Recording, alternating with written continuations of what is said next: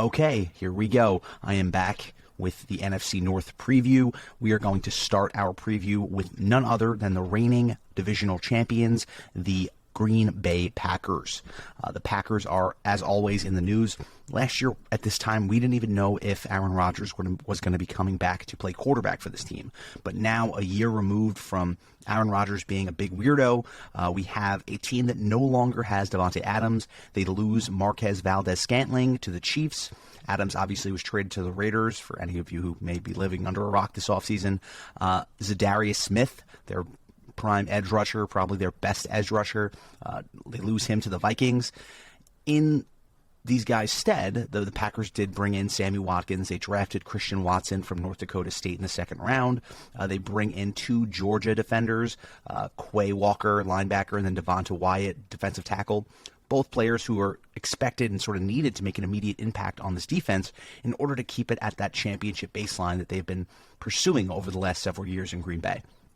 So a couple sort of stats just to keep in mind when looking at this team and sort of thinking about where the Packers may land in 2022.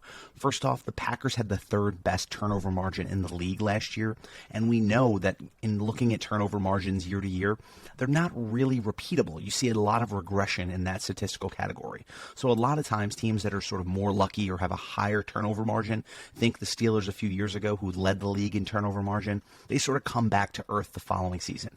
Now that doesn't mean that the defense is going to be worse necessarily. It just means that those turnovers may not be there because those are the kind of those fumbles, those interceptions. They're not necessarily a repeatable stat. So a lot of times in looking at the dependability of a defense from year to year, we look at other sort of ancillary stats like edge rushing stats, quarterback rushes, because those are things that are more repeatable because a lot of times you'll have less talent turnover there, and that's just less of a luck statistic really. It's more of a Jimmy and Joe's stat as opposed to something that is going to change from year to year. By contrast, an area where we may see some positive regression for the Packers is the Packers had the worst special teams in the league last year. We're not just talking bad special teams. They were losing games with the special teams. It was pathetic, to be honest with you. And listen, they're due for some positive regression in that regard. They can't get any worse. It's impossible.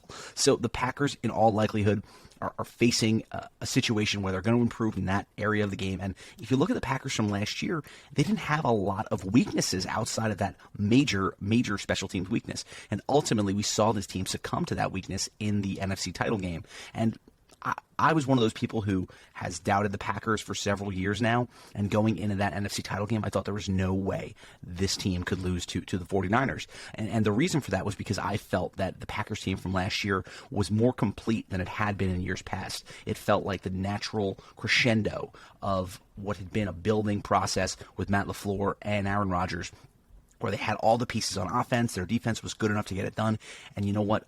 Ultimately, it just didn't work out. I think that Aaron Rodgers and this version of the offense that existed last year, we saw its curtain call. We saw its last dance. I know Rodgers was posting a lot about that before the season last year with Davante Adams, but maybe that version of the offense just wasn't something that is a championship caliber offense. If we look at it, maybe it just wasn't one that could work at the highest level, because I think that ultimately Rodgers became very dependent on Davante Adams in a way that was detrimental to the team. So what I think is going to be the challenge now is to have Aaron Rodgers, who is a guy who's on the backside of his superstar career, adjust and try to win games in a way that he hasn't over the last several years. So moving on, let's talk a little bit about how the Packers are now going to be facing one of the biggest jumps from year to year in passing defense efficiency rating in the teams they're facing, right? They're facing the third biggest jump in passing defense efficiency rating. So why does that matter year to year? The reason is because we're looking at a team that's lost a lot of their offensive talent in Davante Adams and Marquez Valdez-Scantling. I know they brought some guys in, but you can't really replace Davante Adams with just a few guys. The whole isn't the sum of its parts. So in assessing that, we're now also saying that they're going to be facing more tough, more efficient pass defenses going into this year.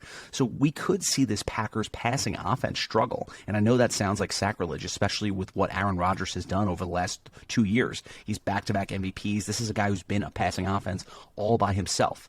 But now we're looking at a situation where he's going to have to be the entire offense. If this Packers team is going to be a playoff team, it's going to be on the back of Aaron Rodgers taking a band of not necessarily superstars to a deep playoff berth. So in looking at their projected win total right now is 11 games. And frankly, I look at that and I think that sounds just about right. And the reason for that is this is a team that's won 13 games each of the last 3 seasons. This is Matt LaFleur has basically, his baseline has been winning 13 games. So what makes me wary of thinking they can win more than 11 games is I look at the Lions, I look at the Vikings, and I see those both as teams that got a lot better this offseason. I think that the Packers are playing something of a tough schedule this year. I mean, if you look at it going into the year, they'd be projected to win, I believe, 13 of their 17 games right now in projected lines. Obviously, that will change throughout the course of the year. But they're a team that has to go into Tampa Bay in Week 3, into Buffalo in Week 8. They play their share of cakewalk games. We're talking about 2 games versus the tanking Bears, home versus the Jets, home versus the Giants. Then they play the Patriots, the Titans, Lions at home, Cowboys at home. So they have a fairly favorable home schedule. But I do think that some of their divisional matchups that are usually those cakewalks, like the Vikings, who they typically take care of business with, and the Lions, more specifically, I think those games could be a little more challenging for them this year. So I mentioned it just before that I sort of think this 11-game line is right. And I hate lines like this because they just feel too on the money. They feel like Vegas has really nailed it here. So my initial take in looking at this roster and looking at all the underlying metrics going into this year is that I'm staying away at the 11 line. But if this line drops to 10.5, I think I'm going to hop all over the over. And the reason is this just feels like an 11-win team to me. I don't see this as a 12-win team. I just can't get over the notion that the Packers won't be able to completely reconfigure their offense in lieu of Devontae Adams, who has become such a central figure in that entire scheme.